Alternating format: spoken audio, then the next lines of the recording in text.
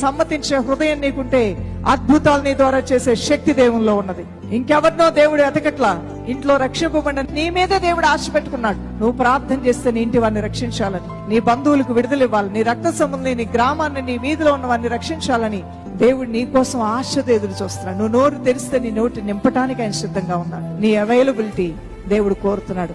దేవుడు రాణి అయిన ఎస్తేరుకు ఒక అవకాశం ఇచ్చినప్పుడు వినయ మనసుతో అంగీకరించి అవకాశాన్ని వాడుకొని మధ్యవర్తిగా మారిపోయింది, విజ్ఞాపనకర్తగా మారిపోయింది, చరిత్రలో స్థిరస్థాయిగా నిలిచిపోయింది.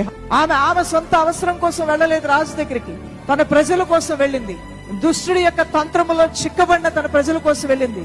ఈ రోజున అపవాది అయిన సాతాను దొంగ, దోచుకునేవాడు, దుష్టుడు, నశింపజేయవాడు, నాశనం చేయడానికి, దొంగతనం చేయడానికి, చంపటానికి వాడు వస్తాడంట. ఏంటది? ఆత్మ.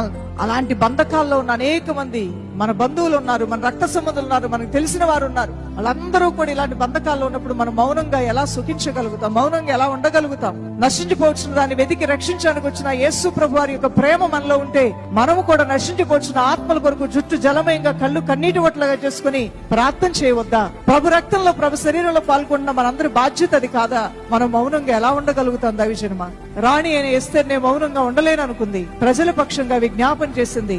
ఆ విజ్ఞాపన ప్రార్థన దేవుడు విన్నాడు.